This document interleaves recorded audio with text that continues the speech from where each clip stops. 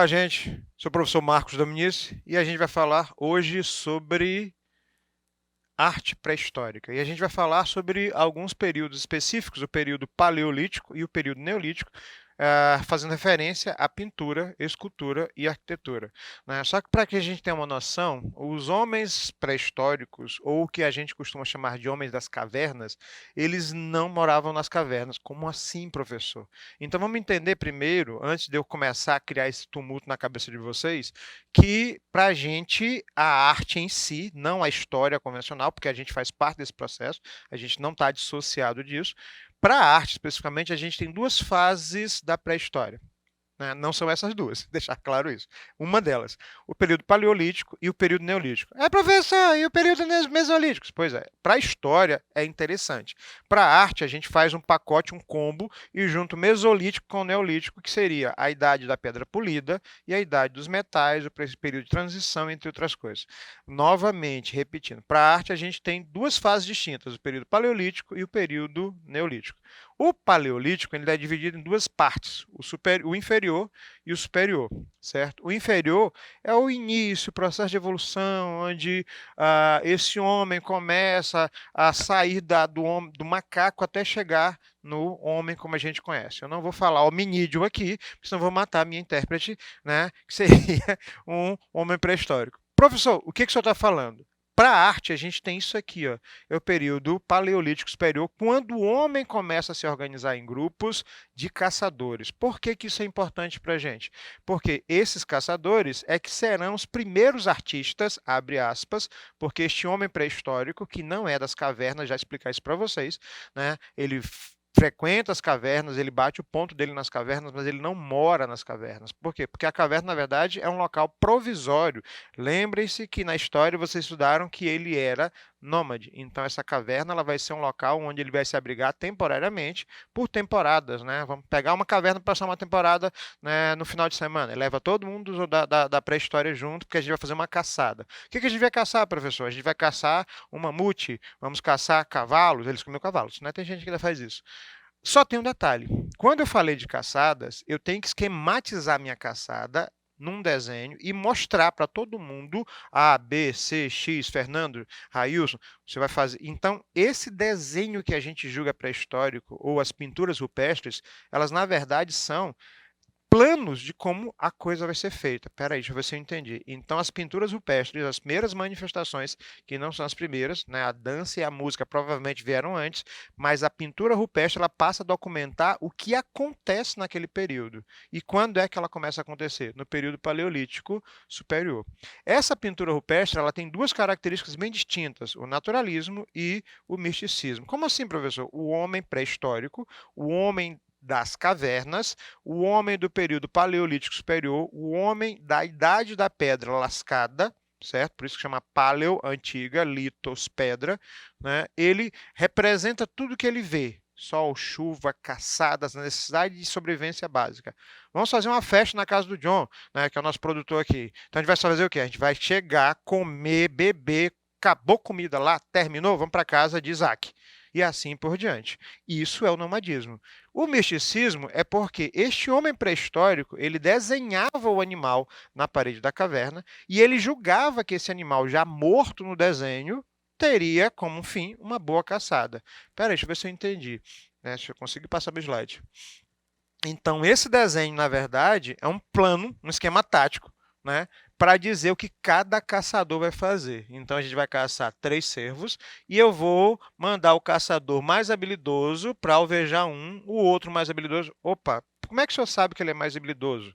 As formas, os tamanhos e as cores indicavam quem era o caçador mais habilidoso ou qual era o animal mais perigoso. Se o animal fosse pequeno, mas fosse pintado com cores muito escuras, significa dizer que esse animal era muito feroz. Ele poderia ser um animal grande, mas só com linhas mais finas, então ele não representava tanto perigo. Então eu já tenho um esquema de leitura visual através das pinturas que a gente julgava que eram simplesmente desenhos aleatórios quando isso não acontece. Aqui, né, uma caçada na caverna de Lacour, na França.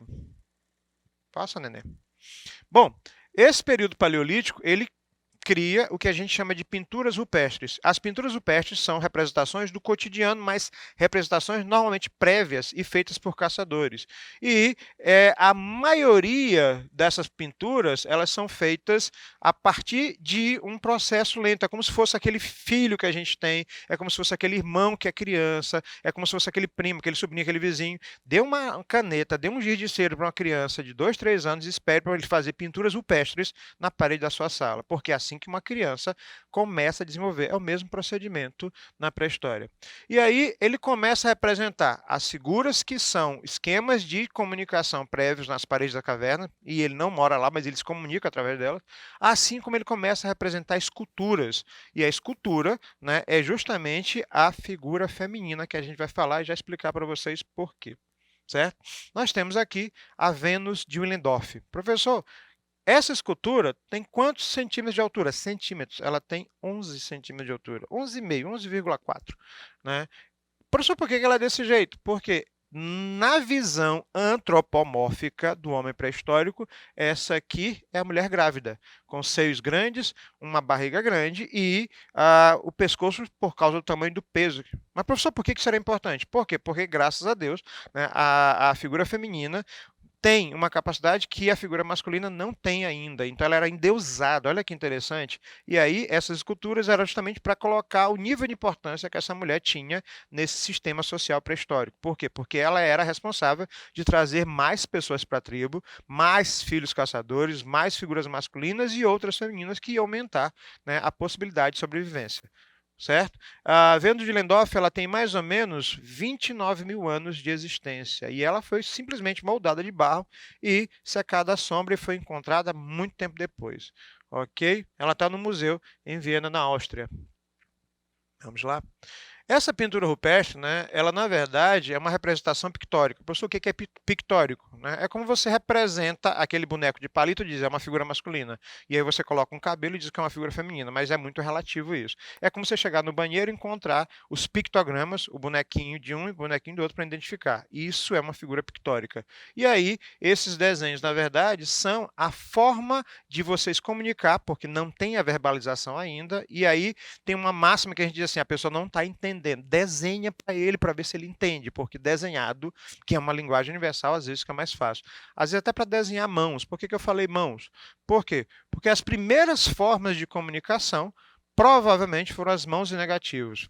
Isso é ilustrativo, eu só estou colocando essa situação. Provavelmente um homem da caverna passou, colocou a mão numa parede, não sei exatamente o motivo, depois de inúmeras tentativas, jogou pó de uma outra cor num tubo, num cano, num bambu, alguma coisa do tipo, e soprou.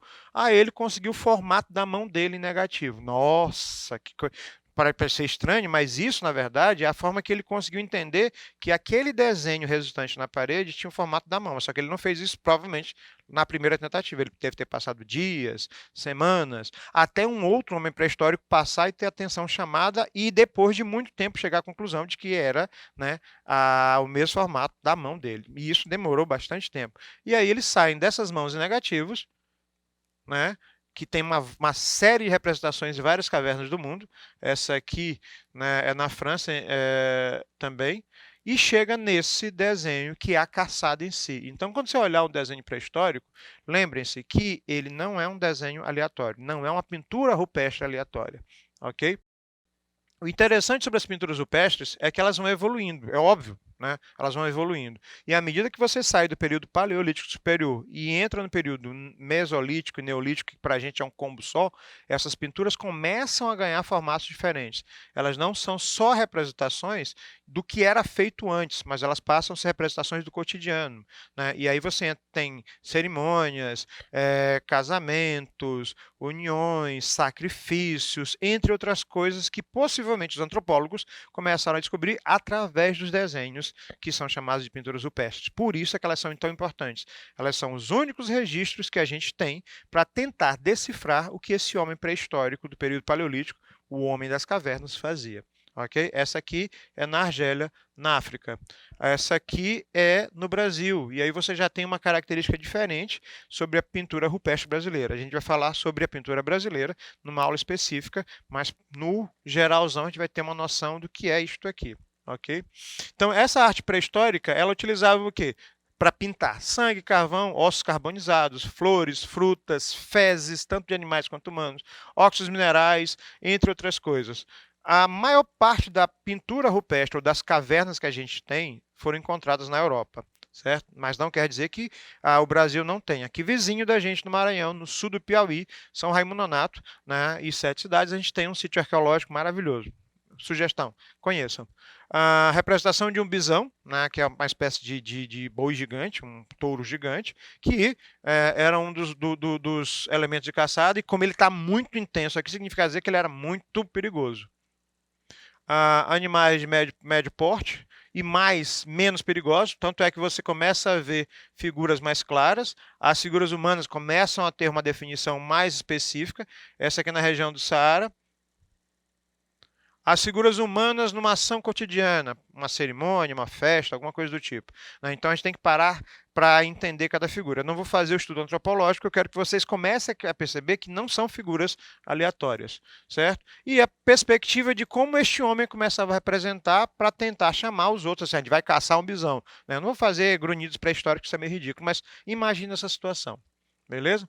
O período neolítico na pintura, ele começa a ter um outro gancho. O que gancho é esse? Ele começa a representar o que a gente chama de pinturas rupestres, ou melhor, perdão, escrita pictográfica. O que seria isso? Os desenhos começam a ter significados. Isso aqui é um boi, isso aqui é um servo e assim por diante.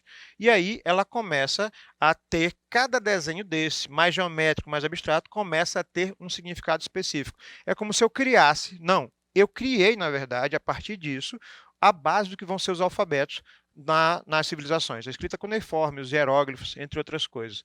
Então, ela surge dessa escrita pictográfica, né? Aqui você tem, por exemplo, uma pedra que foi localizada no Iraque há muito tempo, que data mais ou menos de 3.500 a.C., que começa a mostrar os símbolos da escrita pictográfica, que seria a base da escrita inicial. Né? Os petroglifos, né? Sistemas de comunicação através de desenhos mais geométricos. E aí a gente entra na escultura, né? Eu já falei da Vênus de Willendorf, e uma coisa interessante, olhem como essa se assemelha à outra. As mulheres são representadas com seios fartos, nádegas fartas e a barriga grande, por quê? Porque elas passavam a maior parte do tempo grávidas. Então era uma disputa, acho que vocês já viram filmes onde o homem puxa a mulher pelo cabelo, na verdade era um prêmio, e ela era disputada a tapa às fêmeas que procriavam mais rápido. É meio estranho falar isso. E aí você tem tanto em pedra polida quanto em metal. E aí já entra o período neolítico, onde o homem começa a dominar os metais, a metalurgia, e aí você tem um gancho gigantesco de mudanças. Né?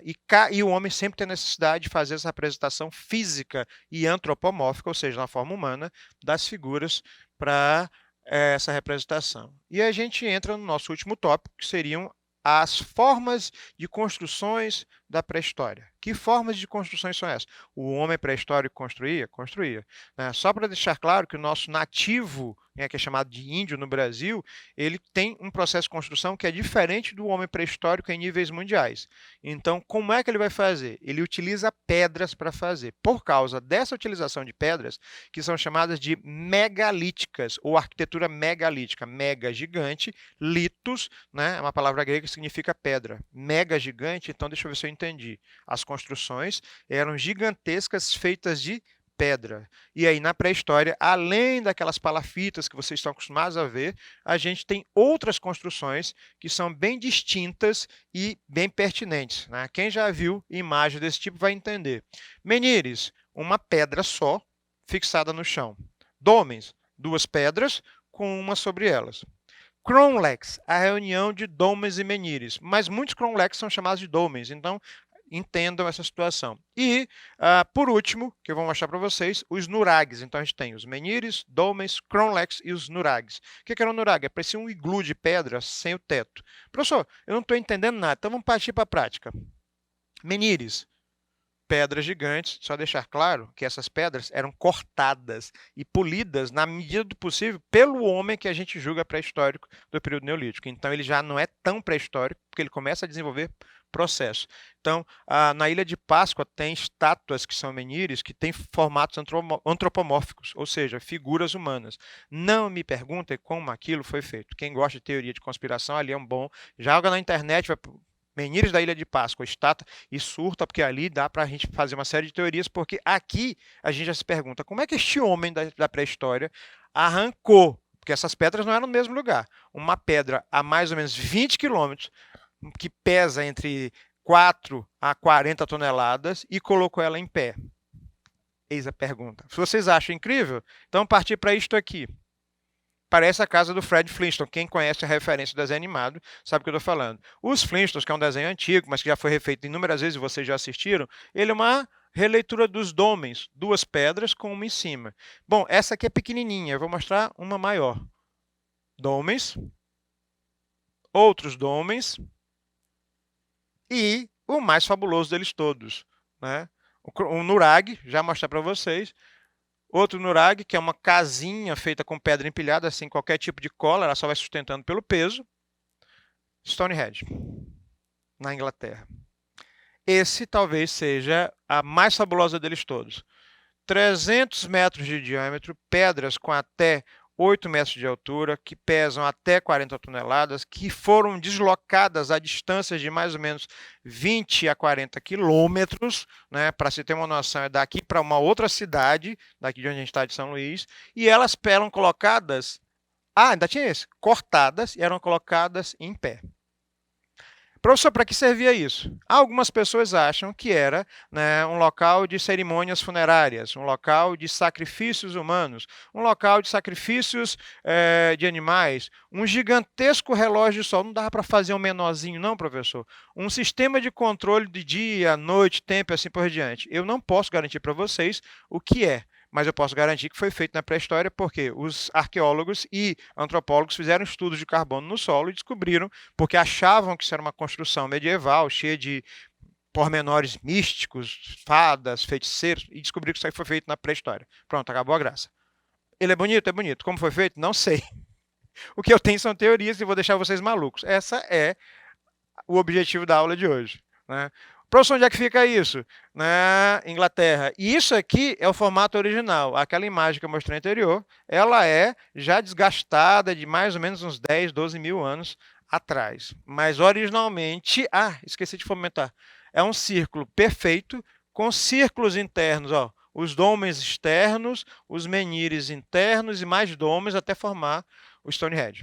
Pois é, a gente fica por aqui hoje. Esse aqui é o nosso tema e aí eu vou jogar para vocês pesquisem, né? Dêem uma olhada nesses canais de YouTube com essas teorias malucas e entendam como isso funcionou. A pré-história é um bom começo para a gente entender que a arte ela surge com uma necessidade de comunicação e de se entender. Então, na pré-história, o que é interessante você entender é que o homem pré-histórico, o homem do período paleolítico, do neolítico, ele não tinha noção de que ele fazia arte. Mas, professor, se ele não tinha, como é que a gente vai dizer que é arte? Justamente porque ele cria um processo gigantesco e tudo tem uma linguagem específica, e já que a arte tem como função linguagem, nós falamos disso. Então, a dica para vocês é onde tudo começou. Um abraço, professor Marcos da Ministro de Arte aqui. Fui!